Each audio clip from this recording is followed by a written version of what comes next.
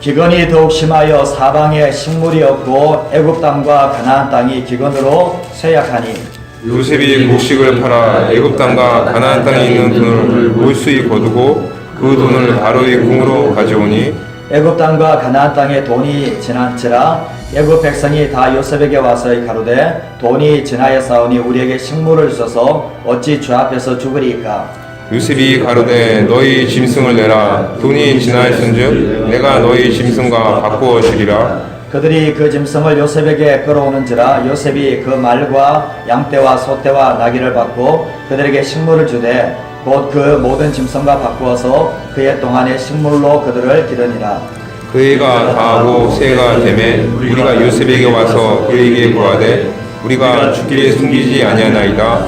우리 돈이 다하였고 우리 짐승떼가 죽기로 돌아갔사오니 죽게 낼 것이 아무것도 남지 않고 우리의 몸과 전지이니라. 우리가 어찌 우리의 전지와 함께 주의 목전에 죽으리까. 우리 몸과 우리 토지를 식물로 사소서. 우리가 토지와 함께 바로의 종이 되리니 우리에게 종자를 주시면 우리가 살고 죽지 아니하고 전지도 황폐치 아니하리이다. 그러므로 요셉이 일곱 전지를 다 사서 바로에게 드리니 애굽 사람이 기근에 몰려서 각기 전지를 팔미라. 땅이 바로의 소유가 되니라. 요셉이 애굽 이 끝에서 저 끝까지의 백성을 성읍들에 옮겼으나 제사장의 전지는 사지 아니하였으니 제사장은 바로에게서 녹을 받음이라. 바로의 주는 녹을 먹음으로 그 전지를 팔지 않음이었더라. 요셉이 백성에게 이르되 오늘날 내가 바로를 위하여 너희 몸과 너희 전지를 샀노라. 여기 종자가 있으니 너희는 그 땅에 뿌리라.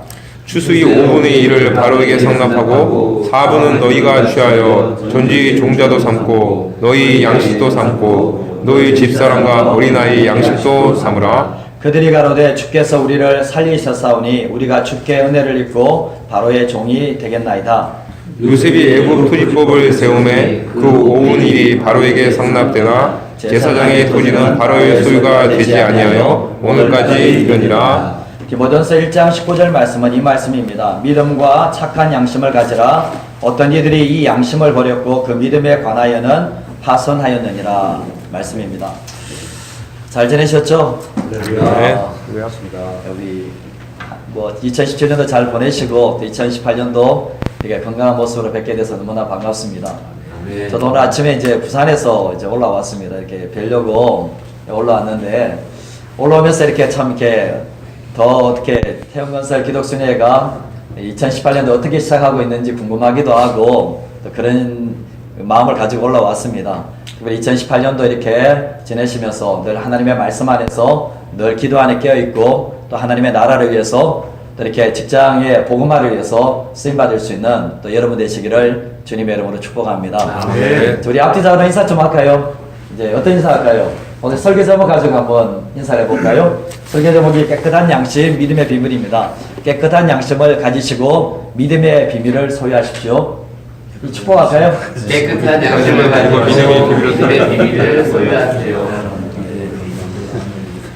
오늘 이제 고민을 하다가 이제 기도하면서 오늘 이 말씀을 준비했습니다. 깨끗한 양심, 믿음의 비밀. 그래서 우리 이천석 사장님이 이제 두 파트로 나눠서 설교하시네 이렇게 문자가 왔더라고요. 두 파트 맞습니다. 이렇게 두 파트 맞는데요. 이제 우리가 이제 이 시대적으로 보면 하나님께 쓰임 받았던 사람들이 참 많이 있다는 것을 보게 됩니다. 근데 하나님께 쓰임 받는 사람들의 공통점이 있는데 뭐냐 보면 깨끗한 양심을 가지고 있고 믿음의 비밀을 가진 사람들이 하나님께 쓰임 받는 모습을 보게 됩니다. 예수 믿었다는 게 뭡니까? 믿음을 가졌다는 거잖아요. 근데 믿음을 가진 것으로 끝난 게 아니라 세상 앞에서 하나님 앞에서 어떤 양심을 가지고 살아가는가가 너무나 중요하다는 것입니다. 이제 부패한 사회를 개혁한 영국의 양심, 윌리엄 윌버포스라는 분이 계십니다. 이분이 이제 많은 영국에 있는 사람들이 이 사람을 이야기할 때 부패한 사회를 개혁한 영국의 뭐라고 했나 보면 양심이라고 했습니다. 양심. 근데 이제 우리 18세기 말에 이제 최고의 해군력과 이 상선을 가진 영국이 이제 아프리카 사람들을 이제 인질로 잡아서 북미 대륙으로 노예로 팔게 되잖아요. 근데 이 노예로 파는 시점 속에 1780년대에 이 윌버포스가 정치인으로 입문을 하게 됩니다. 정치인으로 입문을 하면서 노예를 만나게 되었는데 나는 하나님의 형상대로 창조된 사람이 아닙니까? 라고 절규하는 노예의 소리를 절규를 듣게 됩니다. 근데 그 절규를 들으면서 처음에는 별로 생각하지 않았는데 1785년도에 이제 이 윌버포스가 예수님을 인격적으로 만나게 되면서 회심을 하게 됩니다. 회심을 하게 되면서 이 무역제도의 불법화와 노예 해방을 위해서 몸과 마음과 온 힘을 다해서 이 노예 제도를 폐지시키기 위해서 힘쓰게 되는데 이 윌버포스는 이제 영국의 나라에 이 잘못된 것을 보게 되었는데 영국 재정의 3분의 2가 이 노예 무역을 통해서 채워진다는 것을 알게 되면서 성경에서는 살인하지 말라라는 그 말씀을 보게 되면서 마지막까지 정치인 생명을 다하는 순간까지 이 노예 제도를 폐지하는 데 앞장서게 되었습니다. 근데 이 윌버포스가 마지막 죽기 직전에 노예 제도가 해방령이 되게 되면서 마지막까지 힘썼던 모든 것들이 수포로 돌아간 것이 아니라 하나님께서 이기게 만들어주시는 역사가 있게 되었습니다. 근데 윌버포스가 150번이나 되는 정말 이 국회 논쟁을 통해서 영국 제일의 웅변가라는 소리도 칭찬도 듣게 되었는데 그래서 이제 이 많은 영국의 사람들이 윌버포스를 얘기할 때 이 부패한 영국의 사회를 개혁한 영국의 양심이었다라고 인정을 해주게 되었습니다. 저는 이제 마음에 닿는 단어가 이거예요. 영국의 양심이었다. 우리가 세상 속에 살면 여러분들은 태영건설에 뭐가 되는 겁니까? 양심이 되셔야 돼요. 그리고 예수 믿는 사람들은 내가 머무는 그곳에서 우리가 머무는 이 땅 속에서 한국의 양심이 되셔야 되고 누가 보지 않아도 부패한 세력을 개혁할 수 있는 양심으로서 살아가는 게 너무나 중요하다는 것입니다. 우리가 세상 속에 그리스도인으로 살아갈 때 꼭 필요한 두 가지가 있다면 첫 번째가 양심이고 두 번째가 믿음이에요. 예수 믿는 사람들은 양심이 살아있어야 돼요. 살아있는 양심을 가지고 있어야 되는데 깨끗한 양심을 소유해야만 된다는 것입니다. 우리가 살아있는 양심, 깨끗한 양심은 반드시 삶의 정직으로 나타날 수밖에 없습니다. 근데 양심이 살아있지 않다면, 깨끗하지 않다면 삶의 거짓과 불의와 불법을 행하는 삶을 살아갈 수밖에 없습니다. 또한 우리가 믿음이라는 것은 눈에 보이지 않아요. 믿음이 눈에 보입니까? 믿음은 눈에 보이지 않지만 마치 베일에 가려진 것 같지만 그러나 결정적인 순간에 그 사람 안에 있는 믿음이 드러날 수밖에 없다는 거예요. 내가 말 한마디 하는 것, 내가 삶을 살아가는 것, 내 안에 있는 믿음이 언어로 나타나게 되어 있고 믿음이 내 삶으로 드러날 수밖에 없다는 거예요. 그래서 믿음은 보이지 않는 것 같지만 내 안에 믿음이 얼마나 많이 쌓였는가에 따라서 내가 하는 말과 내 삶 속에서 믿음의 삶을 살아갈 수가 있게 됩니다. 디모데후서 1장 이제 19절 말씀을 읽었는데 믿음과 착한 양심을 가져라. 어떤 이들은 이 양심을 버렸고 믿음에 관하여는 파선했다라고 말씀을 하고 있습니다. 근데 이 사도 바울이 이름을 거론을 하고 있는데 후메네오와 알렉산더는 양심을 버리고 믿음에 파선됐다라고 얘기합니다. 그리고 디모데후서 2장 9절 말씀부터 10절 말씀에 보면 깨끗한 양심에 믿음의 비밀을 가진 자가 교회의 집사가 될 수가 있다고 했습니다. 교회의 집사를 테스트를 할 때 뭘 보냐 보면 깨끗한 양심을 가졌는가, 믿음의 비밀을 가졌는가, 그것을 확인하고 난 이후에 시험해보고 난 뒤에 교회의 집사의 직분을 주라고 얘기를 하고 있습니다.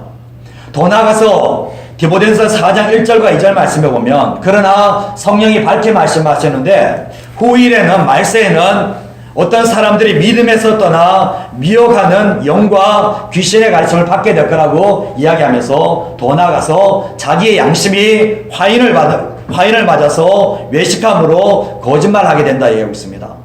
이 디모데전서에서 계속해서 나오는 단어가 뭐냐 보면 믿음, 양심, 믿음 이것이 함께 간다는 것을 계속해서 말씀을 하고 있습니다. 우리가 이 마지막 시대에 믿음에서 떠나지 않기 위해서는 하나님의 말씀에 굳게 서야 되겠죠. 그리고 또한 우리가 이 마지막 시대에 양심이 돌같이 딱딱해지지 않기 위해서는 날마다 내 양심이 하나님 앞에 살아있는 양심으로 서나가는 삶을 살아가셔야만 됩니다. 아멘. 근데 우리가 오늘 이 본문의 창세기 말씀에 보면 요셉에 대한 얘기를 보게 되었습니다. 요셉이 보면 13년 동안에 하나님의 연단을 받게 되죠. 13년 동안에 연단을 받게 되는 처음에는 하나님의 존재를 알지 못하는 사람이었지만 처음에 노예로 잡혀가면서 거기에서부터 하나님을 경험하게 돼요. 정말 하나님의 존재가 실제적으로 살아계신 하나님이라는 것을 경험하게 되면서 하나님이 함께하는 사람이 되고 하나님이 동행하는 삶이 되고 삶 가운데서 형통하게 하시는 하나님의 은혜를 경험하게 됩니다. 근데 이 요셉이 정말 보디발의 처의 유혹을 뿌리침으로 통해서 다시 더 어려운 것으로 떨어지게 되는데 이제 감옥의 죄수의 신분으로 떨어지게 되었습니다. 근데 그 감옥의 죄수의 신분 가운데서도 하나님 앞에서 또 정말 이 간수의 지시를 받아서 최선의 노력을 다하며 하나님 앞에 온전하게 서 나갔을 때 거기에서도 형통한 자가 되어서 때가 되었을 때 13년의 세월이 마쳤을 때 어느 한순간에 정말 이 바로가 꿈을 꾸게 되면서 이 꿈을 해석할 자가 아무도 없다는 것을 알게 되면서 술 맡던 간원장이 지난날에 자기의 꿈을 해석해 준 요셉을 소개함으로 통해서 단 하루 만에 죄수의 신분에서 바로의 총리로 뛰어오르는 하나님의 역사심이 있게 되었던 겁니다. 근데 이 요셉이 이 애굽에서 바로의 총리로 있으면서 아버지 야곱과 모든 가족들이 다 내려오게 되었잖아요. 하나님의 계획 속에서 이런 일이 일어나게 되었는데 정말 이 야곱과 모든 가족들이 이제 고센 땅에서 목축업을 하게 되었습니다. 근데 이 아버지 야곱이 자기 아들 요셉이 죽은 줄만 알았는데 애굽 땅의 총리가 됐다는 것을 듣고 나면 너무나 놀랐죠. 근데 와서 보니까 맞는 거예요. 근데 이 야곱이 요셉을 봤을 때 정말 죽은 아들을 살았다는 아들을 만났기 때문에 너무나 기뻐함과 동시에 또한 정말 애굽의 최고의 왕인 이 바로 왕을 보게 되는데 이 바로 왕 앞에서도 이 야곱이 축복하는 그 사건들이 오늘 이 47장 앞부분에 등장을 하고 있습니다. 근데 이 바로의 꿈 내용이 뭐였습니까? 바로의 꿈 내용이 7년 풍년이 있은 후에 7년 흉년이 있는 것이었습니다. 우리가 잘 아시는 것처럼 7년 풍년은 금방 지나가요. 근데 7년 흉년은 세월이 길어요. 근데 그 어려움의 시기 속에서 이 애굽 땅의 모습이 어떤 모습입니까? 각국에서 곡식을 사러 애굽 땅에 왔지만 이 애굽 땅에 있는 사람들도 곡식이 잃어버리게 되고 없어짐으로 해서 나중에는 보면 자기의 전지, 자기의 토지도 바치게 되며 나중에 자신의 가축과 자신의 몸까지도 바쳐서 곡식을 사 먹는 모습을 오늘 이 본문에서 보게 됩니다. 근데 오늘 이 본문 속에서 볼 수 있는 것이 뭐냐 보면 요셉이 노예 생활할 때나 죄수 생활할 때나 이 바로의 총리의 모습에 있을 때나 위치는 달라졌지만 그의 신앙의 모습은 별로 달라지지 않았다는 것을 오늘 이 본문을 통해서 알게 됩니다. 근데 우리가 첫 번째로 좀 생각해 볼 수 있는 게 뭐냐 보면 요셉은 하나님과 자신의 둘만의 믿음의 비밀이 있었다는 거예요. 믿음의 비밀. 우리가 신앙생활하면서 여러분과 하나님과의 믿음의 비밀이 있죠. 하루의 삶을 살아갈 때 하나님과의 교통 속에서 믿음의 비밀이 있잖아요. 근데 어떤 사람들은 믿음의 비밀이 많은 사람이 있는가 하면 어떤 사람들은 믿음의 비밀이 적은 사람이 있을 수 있습니다. 근데 예수 믿는 사람들이 세상 속에 살아갈 때 세상 사람들이 가지지 못한 게 뭐냐 보면 믿음이라는 거예요. 믿음. 이 믿음을 가지고 있다는 거예요. 우리가 직장 생활을 하시면서 우리가 직장 속에 최선의 삶을 살게 됩니다. 근데 우리는 누구와 관계를 맺고 살고 있습니까? 하나님과 관계를 맺고 살고 있어요. 사람이 내 삶을 좌지우지하는 게 아니라 하나님께서 내 삶을 좌지우지한다는 그 믿음을 가지고 살아가고 있다는 거죠. 믿음을 가진 자의 삶은 믿음이 없는 사람들은 전혀 이해하지 못해요. 예수 믿지 않는 사람들이 여러분의 삶을 이해한다면 여러분의 삶은 잘못됐어요. 예수 믿지 않는 사람들이 여러분의 삶을 이해할 수 없다는 거죠. 왜냐하면 우리는 믿음으로 삶을 살아가고 있기 때문에 그렇습니다. 우리가 성도님들 또한 보면 믿음의 출발은 똑같았습니다. 구원 얻는 믿음은 똑같았습니다. 근데 신앙생활하면서 어떤 사람은 믿음이 계속해서 좋아지는 사람이 있는가 하면 어떤 사람의 믿음은 그 자리에 머물러 있는 사람들도 있을 수가 있다는 거예요. 철저하게 믿음은 어디서 나옵니까? 믿음은 들음에서 나고 들음은 그리스도의 말씀에서 나온다고 했어요. 그래서 하나님의 말씀을 묵상하고 하나님의 말씀을 읽고 말씀을 많이 대하다 보면 어느 순간에 하나님께 대한 믿음이 내 안에서 커지기 시작합니다. 이전에는 세상의 법칙을 따라 살았지만 이제는 하나님의 말씀의 법칙을 따라가는 믿음의 삶을 살아갈 수가 있게 된다는 거죠. 근데 믿음의 비밀은 어떨 때 가장 많이 성장을 하나 보면 하나님과의 깊은 관계 속에 있을 때 믿음이 더 단단해짐과 동시에 특별히 고난의 시기 때에 우리의 믿음은 더 견고해지게 됩니다. 우리가 신앙생활 때 어려움 다 겪어보셨죠? 신앙생활 할 때 눈물의 골짜기 다 겪어보셨죠? 근데 그 눈물의 골짜기는 하나님께서 우리를 멸망시키기 위한 골짜기가 아니라 우리의 믿음을 더 상승시키기 위한 골짜기라는 거예요. 아멘. 근데 특별히 이 믿음의 골짜기, 이 신앙의 눈물의 골짜기를 지날 때 특별히 하나님을 철저하게 의지함으로 통해서 거기에서도 하나님을 경험하고 그 어둠의 터널을 통과한 사람들은 오직 하나님께만 믿음을 둔다는 거예요. 사람 눈에 보이는 사람에게 믿음을 두는 게 아니라 철저하게 하나님께 믿음을 두는 삶을 살아가게 됩니다. 요셉이 13년 동안 어려움의 시간을 겪었습니다. 고난의 시간을 겪었죠. 근데 이 고난의 시기를 지켜내면서 요셉 자신이 믿음의 사람으로 성장했다는 것을 이 요셉이 알게 되었던 것입니다.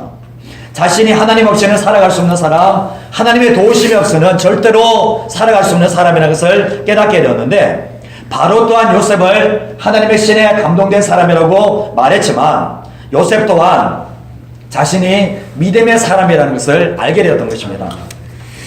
자, 우리가 잘 아시는 것처럼 요셉이 애굽 사람들이 전혀 알 수도 없는 하나님과의 관계가 믿음과 신뢰의 관계가 만들어지게 되었는데, 오늘 이 본문의 말씀도 그렇습니다.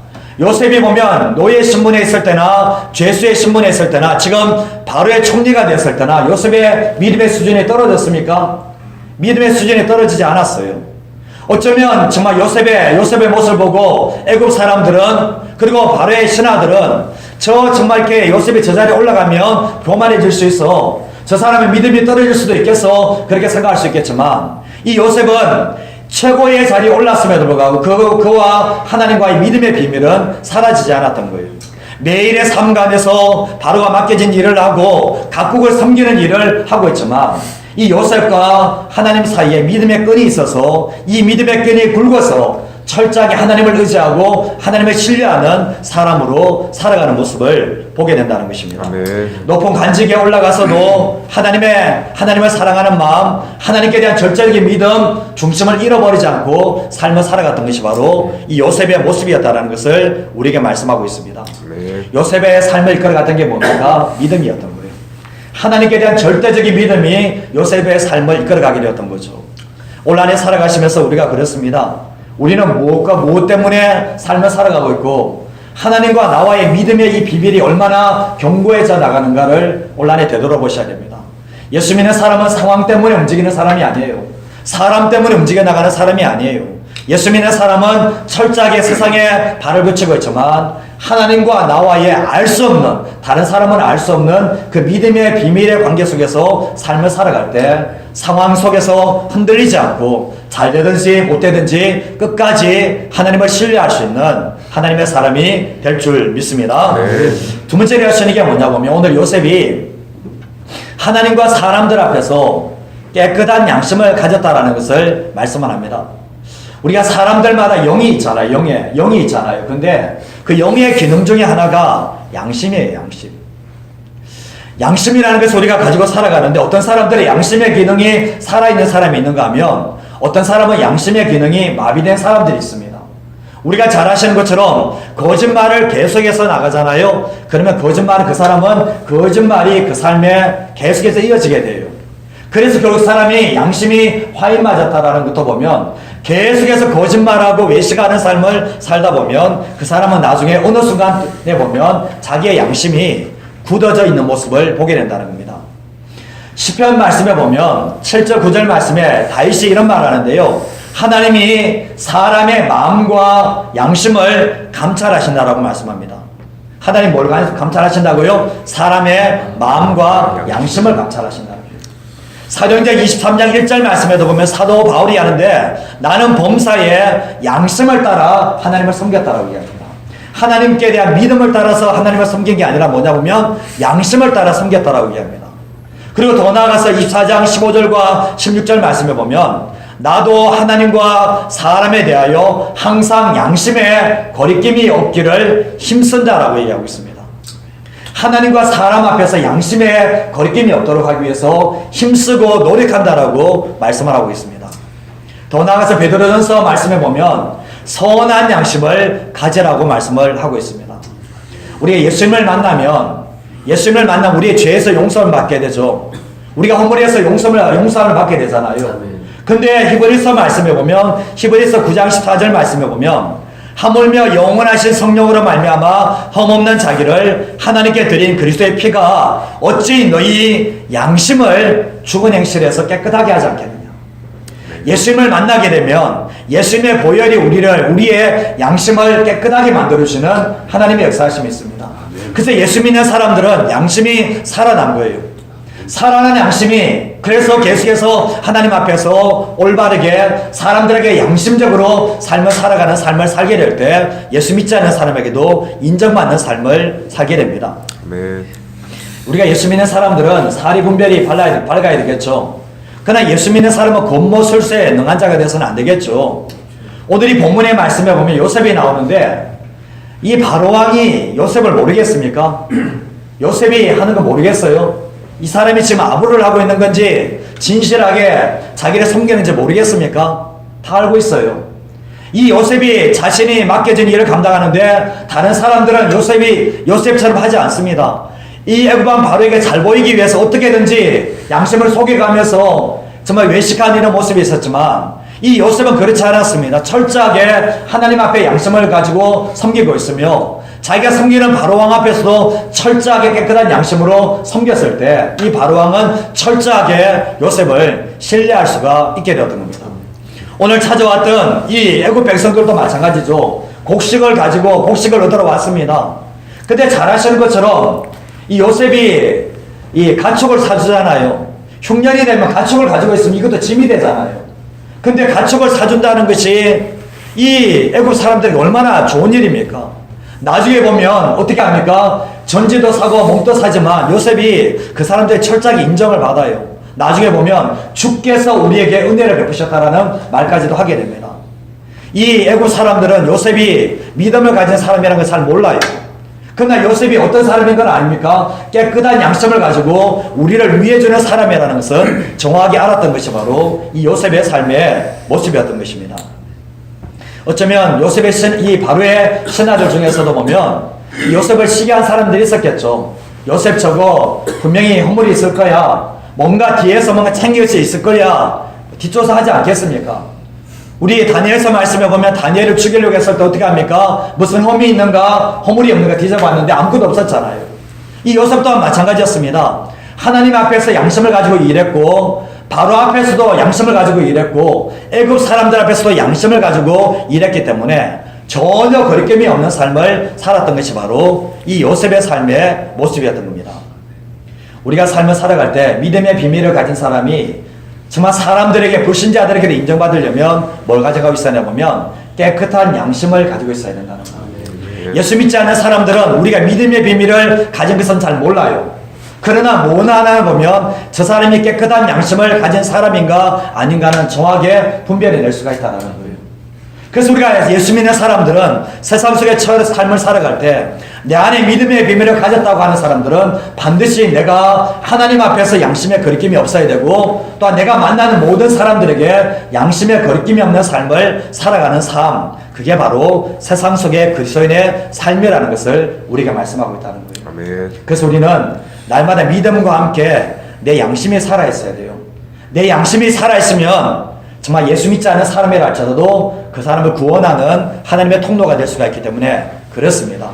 지금까지도 우리가 양심이 깨끗하게 살아오셨던 것처럼 올 한해 특별히 하나님 앞에서 사람들 앞에서 깨끗한 양심을 가지고 살아가는 복된 한 해가 되시기를 주님의 이름으로 축복합니다. 아멘. 한 가지만 더 말씀을 드리면 믿음의 비밀과 깨끗한 양심을 가진 이 하나님의 사람 요셉에게 하나님이 뭘 주시는지 아십니까? 지혜를 주세요. 성경 말씀에도 보면 믿음의 비밀을 가지고 깨끗한 양심을 가지게 되면 세상의 지혜가 아니에요. 하늘의 지혜가 부어져요. 그래서 우리가 하늘의 지혜로 삶을 살아갈 때 세상이 감당하지 못하는 사람이 될 수가 있습니다. 우리가 잘 아시는 거죠. 지식은 습득하게 되지만 지혜는 위에서부터 오는 거예요. 이 하나님의 지혜를 받을 때 하나님의 지혜의 사람을 통해서 자기가 있는 곳이 흥황케 되어지고 많은 사람들에게 인정을 받을 수가 있게 됩니다. 오늘 이 본문의 말씀에 보면 요셉이 계속되는 기근 속에서 애굽 사람들에게도 인정받게 되고 주변 사람들에게도 인정받게 되고 바로에게도 인정받게 되고 바로의 신하들도 생각하지 못하는 지혜가 있었습니다. 오늘 보면 애굽의 토지법도 누구 때문에 만들어집니까? 요셉 때문에 만들어지죠.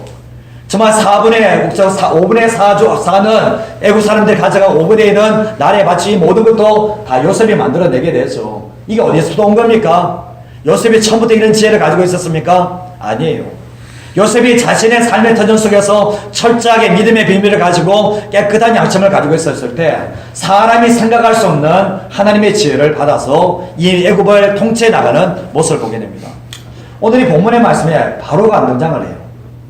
바로가 나라를 다스리는 게 아니에요. 이 풍년의 시기, 흉년의 시전에 있어요. 모든 것을 누가 다스려 갑니까? 이 애굽에서 요셉이 다스려 가는 모습을 보게 됩니다. 누구의 지혜로요? 하나님의 지혜로 다스려가는 모습을 보게 됩니다.